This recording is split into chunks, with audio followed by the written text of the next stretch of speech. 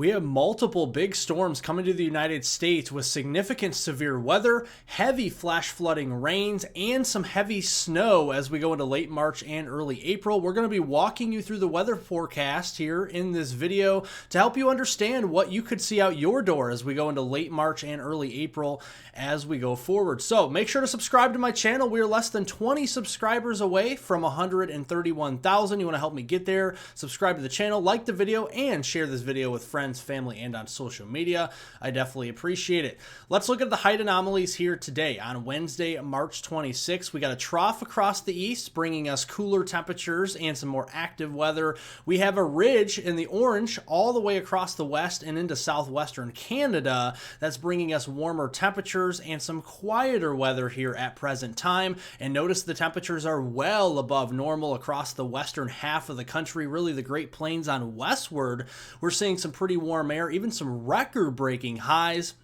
And then where that trough is centered across the mid-Atlantic into the northeast and eastern Great Lakes region toward Lake Erie and Huron, we are seeing cooler than normal temperatures, especially in the blue and green shaded colors over towards the east. Here are the records that we could be seeing shattered this afternoon, and notice pretty widespread out across the west here, and notice the area isn't boxed up. That's where we have the potential for record highs this afternoon. And as we go through the week ahead, that warmer air is going to creep further off towards the east, and we see more of the 70s and 80s returning to the plains, parts of the Midwest, especially as we get to the end of the week here on Friday, March 28th. We could be seeing 80s as far north as southern Minnesota, Iowa, southern Wisconsin, and northern Illinois. Definitely enjoying some warmer weather out there. Now, with warmer temperatures comes spring thunderstorms, and we do actually have a rare slight risk of severe weather across Washington State and Oregon as we go through today, even a marginal risk extending eastward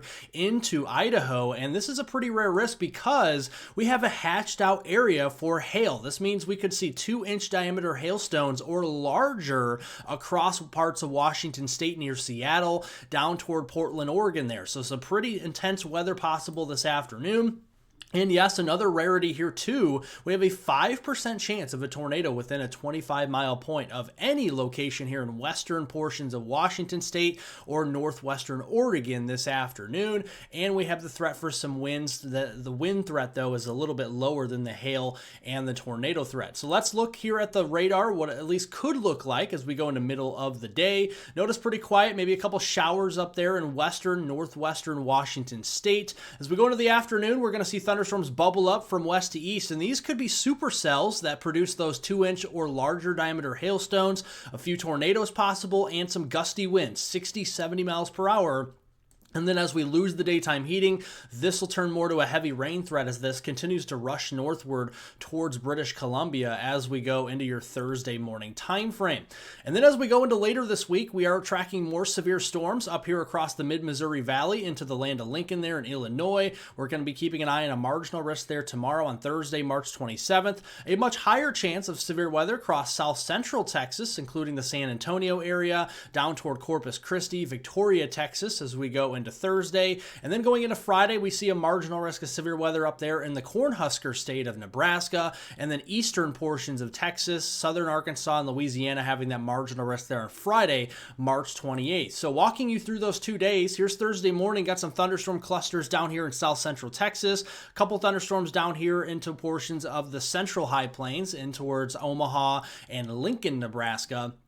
And then you can see those thunderstorm clusters kind of organize as they move right along the Iowa-Missouri border into western Illinois. Gusty winds, hail, maybe an isolated brief tornado will be possible there. And then we can see more thunderstorm clusters with very efficient rainfall. These are going to be very efficient rainfall producers in southern Texas, and this will just continue through the day there on Friday as we have a repeated rounds of very heavy rain there in south central Texas. In fact, that's the bullseye for the heavy rain going through the end of the week. This goes through Saturday, March 29th, and notice we see some very bright colors here down towards San Antonio, Austin, Corpus Christi, Victoria, Texas, on up there toward Houston. Could be seeing some very heavy rainfall. In fact, we zoom it in, and there could be double-digit rainfall totals here. Yes, 8 to as much as 15 inches worth of rain in this region could cause some major flash flooding, so watch out for that. And that extends eastward too. So the Houston Metroplex, we're expecting about 3 to 5 inches.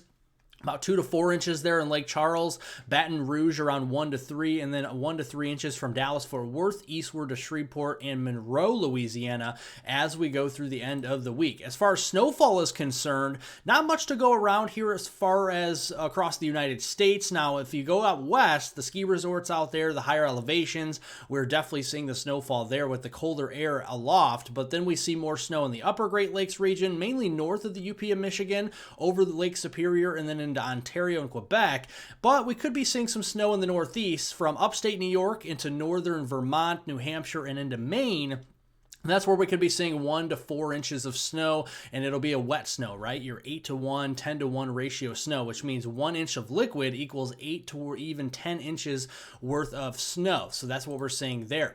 Now, going into the weekend, temperature anomalies as far as that goes for Saturday, March 29th and Sunday, March 30th. We are seeing warmer air to the east and a cold front blasting in from the north and west, bringing us much colder temperatures.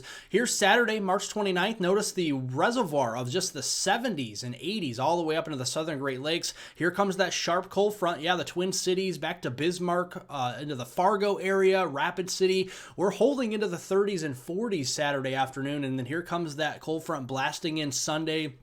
And then to end the month on Monday as we go into March 31st, and you can see a sharp cutoff in our temperatures with 80s in the southeast, 40s to the north here, so a much cooler pattern.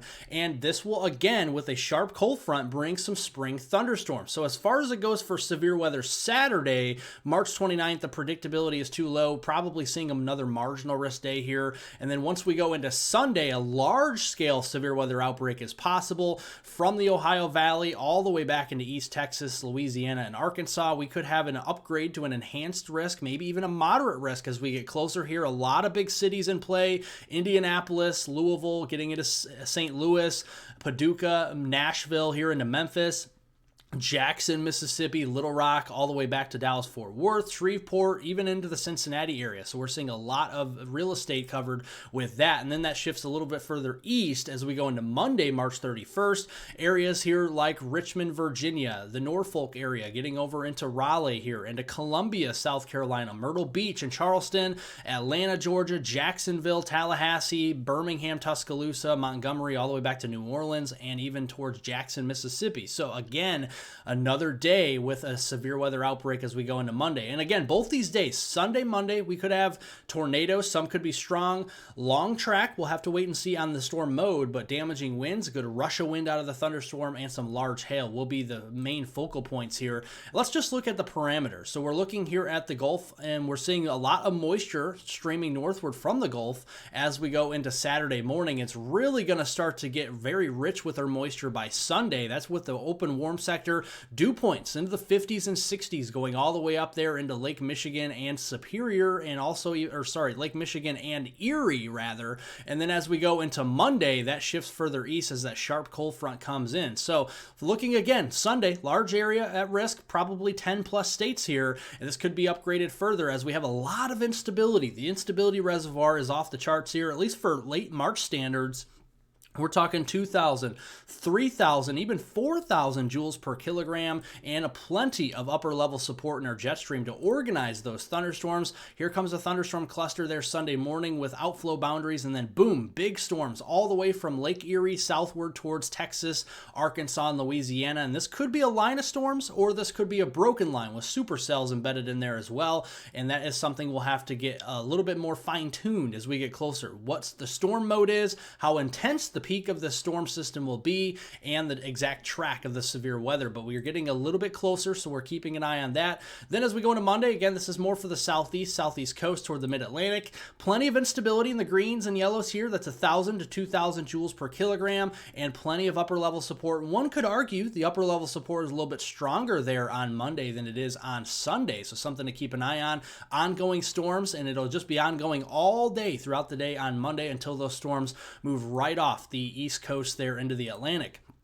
Now, these are going to be very efficient rainfall producers. Make no mistake about it. We're going to have a lot of rainfall here from the Ohio River Valley all the way south through the Tennessee Valley, southeast or Texas. We already showed you South Texas, double-digit rainfall totals. Well, we could still see some decent rains here into the east, 1 to as much as 4 inches worth of rain with a couple rounds of severe weather. And then colder air to the north and west could be seeing some heavier snows, maybe a snowstorm, ice storm setting up near Wisconsin, northern Wisconsin, the UP of Michigan, southern and central Ontario, southern and central portions of Quebec, into the northeast, and then of course the mountain ranges out west, the Cascades, the Sierras, and the Rockies are going to get their fair share of snowfall as well. Heading into the first 7 days of April, we're going to see cooler temperatures out west, warmer in the east, right? That's a big flip-flop from what we're seeing now. So we actually right now have warmer air in the west, cooler air in the east. Well, that's going to completely change as we go into early April, and that means a big-time weather pattern change, and this could bring about the potential for more significant severe weather,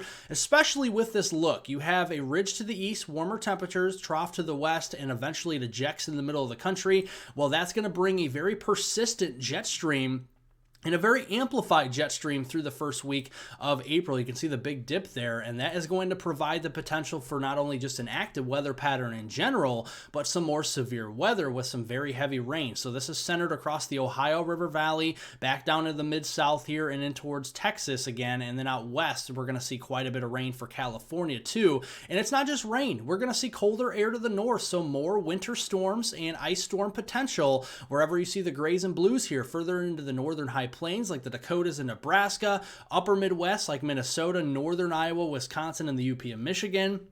That stretches over into northern lower Michigan, much of the northeast here, and then up into southeastern Canada toward the Hudson Bay. Of course, we're seeing that. The mountain ranges out west will get their fair share. The Cascades, the Sierras, the Rockies, again, getting pounded by snowfall later here into March, but even into early April as well. Stick with me for the latest weather information here as we track storms for you here on Weather on the Go with reliable, accurate weather information on YouTube. You want to get on board? Subscribe to the channel. We are less than 20 subscribers away from 131,000.